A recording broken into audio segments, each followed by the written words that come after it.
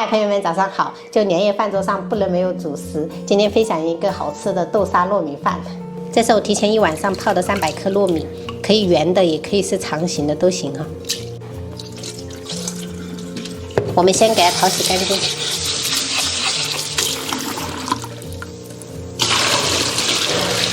我们直接把糯米倒入蒸屉里面，尽量给它铺平整，收的比较均匀。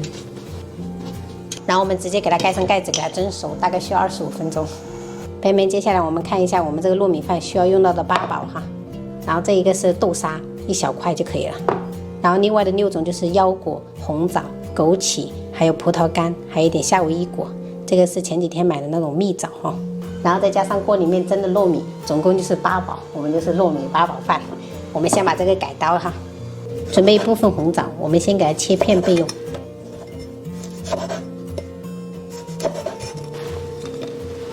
另外一部分红枣我们就给它改刀，然后切成丁儿，再把这个蜜枣给它切碎哈，然后切好以后，这2样我们就单独放。朋友们，这个糯米蒸了25分钟也熟了哈，直接给它拿出来。趁热我们加入2勺白糖，然后1勺的猪油哈，然后我们充分给它拌均匀。今年做的这个糯米饭是甜口的，就甜甜蜜蜜，然后一定要加这个猪油哈，这个猪油才是灵魂。好了，朋友们看一下，就这样油亮油亮的，这样就可以了。接下来我们准备一个深一点的碗，这个还是我刚买的面碗，手里面抹一点猪油哈，给它抹一抹，等一下比较好脱模，不然的话等一下会粘连哦。先这样均匀的抹一圈就可以了，组装。去找孩子要了一个小糖果放在中间。然后我们摆一圈这种枸杞，然后再摆一圈葡萄干，然后再围一圈枸杞。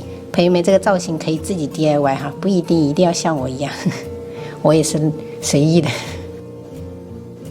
接下来我们就可以摆红枣了，把这个皮哈往朝下给它铺一圈。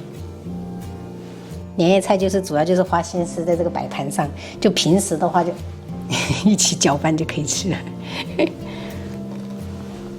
接着就在这个缝隙放一个夏威夷果，然后再放一个腰果，这样搭配。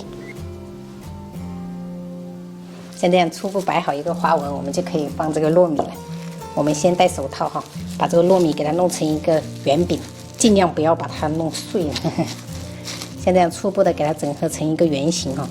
我们放的时候一定要小心一点，不要把那个花纹给它弄碎了。轻轻的铺在上面，就中间这里尽量不要去动它哈，不然等下出来的图形不好看。像这样子，第1层就打好了。接着我们就把刚才的这一个红枣粒跟蜜饯撒上去。朋友们，这些配料不一定要全部用完，就是看量哈，薄薄的1层。接着我们就是这个豆沙了，那边。然后这个边缘给它弄出来一点，等一下就是脱模的时候就会有一圈豆沙。然后最后的糯米我们就再给它弄成一个圆饼，然后这个就是最后1层了。看到这里是不是感觉做一顿年夜饭真的很久？其实你这个是提前做好，然后放到冰箱里面给它冷藏起来，过几天再拿来蒸一下就可以倒扣了。可以提前做这种哈，直接给它铺上去，然后轻轻的按压让它均匀。做好以后，我们盖上1层保鲜膜就可以蒸。放入蒸屉里面，我们开火蒸20分钟。时间到了，我们给它拿出来，直接准备一个大盆子给它倒扣。